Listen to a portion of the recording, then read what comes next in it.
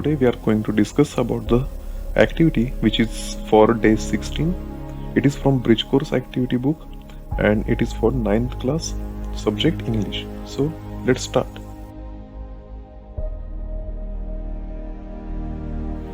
So there are some instructions for you for this activity.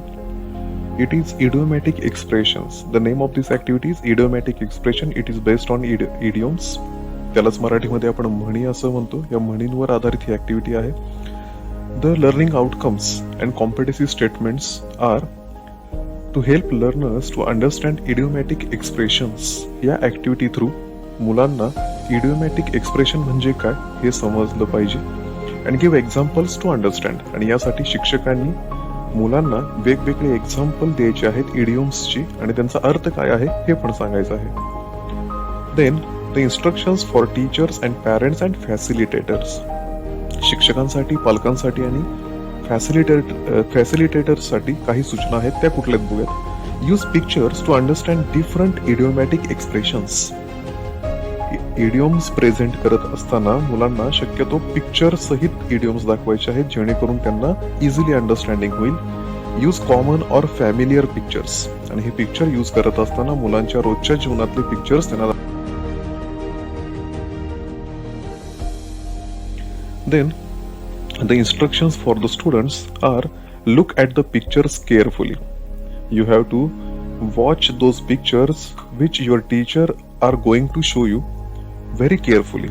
जे picture तुम्हाला तुमचे शिक्षक दाखवणार आहेत ते तुम्ही केअरफुली बघायचे आहेत, जे आता मी पुढे व्हिडिओमध्ये तुम्हाला दाखवणारच आहे. Answers the questions asked before, while and after the activity. आणि ही ऍक्टिव्हिटी सोडवत असताना तुमच्या टीचर जर तुम्हाला काही क्वेश्चन विचारत असतील ऍक्टिव्हिटी घ्यायच्या अगोदर, घेत असताना किंवा त्याच्यानंतर, तर त्याचे आन्सर्स तुम्हाला द्यायचे आहेत. So let's see the activity. So learning activity it is given here. Teacher explains how we use idiomatic expressions. Tell some popular idiomatic expression. There is an instruction for teacher. शिक्षकांनी हे idiomatic expression कसे use करायचे, केव्हा use करायचे आणि त्यातले काही उदाहरणं मुलांना सांगायचे आहेत. त्यातली काही उदाहरणं आता आपण पाहणार आहोत. The first example is given here. It is related to the sport, that is cricket. Winners don't do different things. They do things differently. म्हणजे जिंकणारे जे असतात, जे यशस्वी होतात, ते वेगळ्या गोष्टी करत नसतात, मात्र ते ज्या गोष्टी करतात ते वेगळ्या प्रकारे करतात आणि म्हणूनच ते यशस्वी होतात. Winners don't do different things, they do things differently. Next,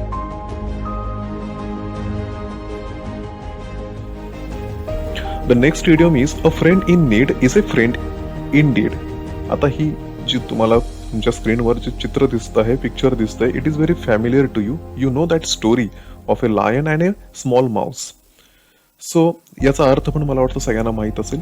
संकट काळी जो मदत करतो तोच खरा आपला मित्र असतो. It is the meaning of this proverb or idiom. Then next, prevention is better than cure. उपचारापेक्षा प्रतिबंध हा नेहमीच चांगला असतो. आता ही जी आहे म्हण, ही आत्ताच्या काळासाठी खूप उपयोगी आहे. तुम्ही सुद्धा, हा कोरोनाचा काळ आहे, घरीच राहत चला आणि काळजी. Next, the last idiom which is given here in your bridge course is straight from horse mouth. आता याचा काय अर्थ आहे? याचा अर्थ असा आहे, अधिकृत सूत्रांद्वारे जी गोष्ट तुम्हाला डायरेक्ट कळते त्यावेळेला ही म्हण वापरली जाते, straight from horse mouth. Next, आता या ठिकाणी नेक्स्ट तुम्हाला इन्स्ट्रक्शन काय दिली ही मुलांसाठी आहे. Solved activity and demo. शिक्षकांनी काय करायचंय? Teacher shows the pictures and the idiomatic expressions. शिक्षकांनी मुलांना पिक्चर्स आणि इडियोमॅटिक एक्सप्रेशन दाखवायचे आहेत. मी तुम्हाला ते आता दाखवणारच आहे. Teacher shows different pictures and idiomatic expressions and make students familiar with idiomatic expression. आणि हे जे एक्सप्रेशन शिक्षक दाखवणार आहेत त्याचा अर्थ सुद्धा मुलांना त्यांनी सांगायचा. कुठले कुठले आहेत? Again, there is one activity that is practice activity. Show them pictures using in idiomatic expression of cricketers, animals, hospitals, etc. And second is encourages students to identify the words in idiomatic expression. चला तर मग आपण बघूयात. त्यांनी सांगितल्याप्रमाणे आपल्याला खेळावर आधारित ॲनिमलवर आधारित आणि हॉस्पिटलवर आधारित इडियम्स पाहायचे आहेत. So you can see on your screen there are some idioms about sport. It is not actually related to the cricket but it is about the sport. The first idiom is ball in your court. याचा अर्थ काय आहे? It's your turn to make an offer or decision. या म्हणीचा अर्थ आहे की आता तुमच्याकडे तुम्ही आता तुमचा जो डिसिजन आहे तो घ्यायचा आहे.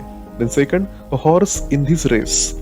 To have no preference in the outcome of a competition. Competition मध्ये कोणता आउटकम येतोय याला प्रिफरन्स नाही, मात्र त्याच्यामध्ये आता आपण पडलेलो आहोत. Then curveball.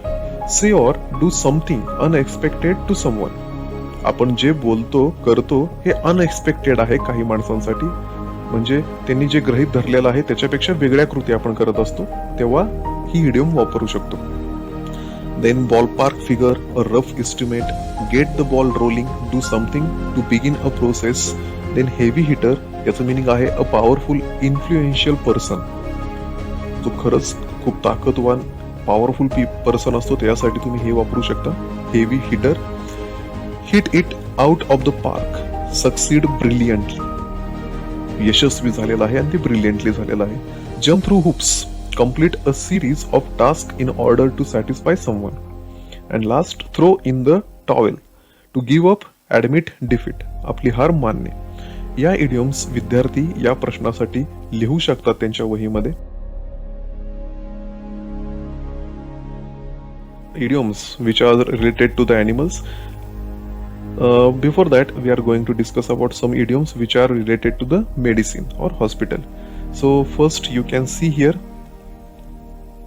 the first, alive and kicking. याचा अर्थ काय आहे? In good health despite health problems. कोणत्याही शारीरिक व्याधीशिवाय ज्याची गुड हेल्थ असते त्यासाठी आपण हे फ्रेज यूज करू शकतो. As pale as ghost. पेल म्हणजे निस्तेज. Extremely pale, it is the meaning of this idiom. At death's door, very near to death. मृत्यूच्या अगदी जवळ गेलेला असते. Back on one's feet, physically healthy again. पुन्हा एकदा हेल्दी होणं, निरोगी होणे, यासाठी आपण ही फ्रेज यूज करू शकतो. Feel on top of the world, to feel very healthy. शारीरिक दृष्ट्या खूप चांगलं भास होणे किंवा चांगलं वाटणे यासाठी तुम्ही ही फ्रेज यूज करू शकता, इडियम यूज करू शकता. Go under the knife, undergo surgery, ऑपरेशनला जाणे यासाठी तुम्ही हे यूज करू शकता. Green around the gills, to look sick, आजारी दिसणे. Sick as a dog, extremely ill, खूप आजारी असणे. Under the weather, not feeling well. या इडियम सुद्धा मुले विद्यार्थ्यांनी हॉस्पिटलच्या इडियम मध्ये दिले तरी सुद्धा. Again, there are so many idioms you can see. We have discussed this first, horse mouth, then straw that broke the camel's back. आता याचा अर्थ काय आहे? A single small thing that exceeds a limit of patience. एखादी लहानशी गोष्ट, पण ही अशी गोष्ट जी तुमचा पेशन्स सुद्धा मोडू शकते. Then tail that wags the dog. याचा अर्थ आहे a small part of something that controls the whole thing. एखादी लहानशी गोष्ट किंवा लहानशी व्यक्ती खूप मोठ्या गोष्टी सहजतेने हँडल करत असते, कंट्रोल करत असते. Worm has turned, the situation has been reversed. जेव्हा एखाद्याच्या आयुष्यामध्ये काही कठीण प्रसंग येतो किंवा एकदम रिव्हर्स स्थिती येते, जी आहे स्थिती ती एकदम पूर्णपणे पालटली जाते, तेव्हा तुम्ही ही जी फ्रेज आहे, ही जी इडियम आहे, ही यूज करू शकता. Then bee in one's bonnet, to be excited in a negative way, to express a pet peeve. याचा अर्थ काय आहे? निगेटिव्हली तुम्ही एक्साइटेड होणे. Then cat amongst the pigeon, cause a disturbance or disruption, usually intentionally. मुद्दा म्हणून एखाद्याच्या कामामध्ये डिसरप्शन तयार करणे, डिस्टर्बन्स तयार करणे, हा या इडियमचा अर्थ आहे. यासारखे अनेक इडियम्स तुम्ही इथं पाहू शकता. You can write any of these idioms as an answer of that question.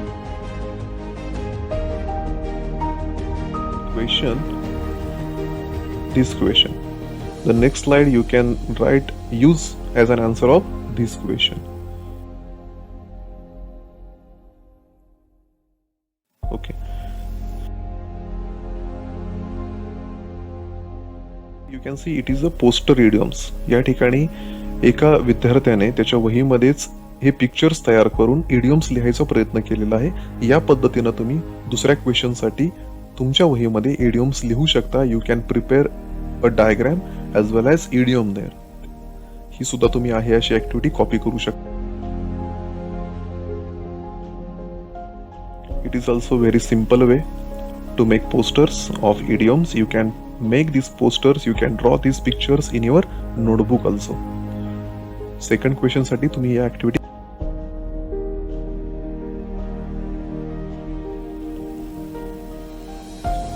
then evaluation. Tell some other idiomatic expressions. Tell some of other idiomatic expressions using the same picture. आता विद्यार्थ्यांनी या ठिकाणी त्यांच्या evaluation मध्ये अजून काही idioms सांगायचे आहेत.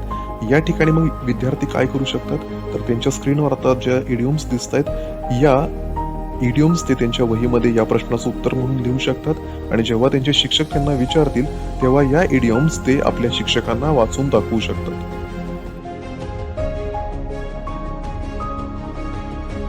सेम सिच्युएशन साठी वेगळी इडियम म्हणजे एकापेक्षा अधिक इडियम्स तुम्ही वापरू शकता का, सेकंड जो क्वेश्चन होता तो या ठिकाणी सोडवून दाखवलेला आहे. Idioms about happiness. हॅपीनेस साठी तुम्ही कुठल्या कुठल्या इडियम्स यूज करू शकता. So there are so many idioms but you can write any 2 out of this all idioms. तुम्हाला सेकंड क्वेश्चनचं उत्तर लिहिताना या सगळ्या इडियम्स पैकी कुठल्याही 2 इडियम्स लिहायचे आहेत ज्या काय शो करतायत, हॅपीनेस. मग ह्या कुठल्या कुठल्या आहेत, be a barrel of laughs. याचा पण अर्थ काय आहे, to be funny and pleasant, आनंदी वातावरण. Let one's hair down. It also has same meaning, to relax, enjoy themselves. Then again feast your eyes on, to take great pleasure in looking at someone or something. जी गोष्ट तुम्ही पाहत आहात त्याचा आनंद तुम्हाला मिळणे. यासारखे अनेक इडियम्स तुम्ही या ठिकाणी पाहू शकता. त्याचे अर्थ पण इथं दिलेले आहेत. हा व्हिडिओ पॉज करून तुम्ही हे सगळं लिहून घेऊ शकता किंवा वाचू शकता. Then some idioms which are related to the business problems or problems of our life also. आपल्या आयुष्यामध्ये एखादा वाईट घटना घडली तर त्याच्यासाठी आपण किंवा वाईट प्रसंगासाठी आपण कोणकोणते वापरू शकतो. यासाठी या ठिकाणी पण बघा तुम्ही 3 आणि खालीच 3 असे एकूण 6 इडियम्स लिहिलेले आहेत. यातले कुठलेही तुम्ही 2 चूज करू शकता. The first one is in hot water. The meaning of this idiom is in need of help in trouble. संकटकालीन परिस्थितीमध्ये मदतीची अपेक्षा करणे. Head go south, decline get worse. आपल्या आयुष्यामध्ये कठीण परिस्थिती येणे, वाईट प्रसंग येणे. And uphill climb, a difficult process, एखादी खडतर गोष्ट. And then there are again red tape, the last straw above water. You can choose any 2 idioms for this situation. He situation तुम्ही लिहायची प्रॉब्लेम्स आणि यासाठी तुम्ही यापैकी कुठल्याही 2 इडियम्स लिहू शकता. So here we are going to stop. It is your day 16th activity.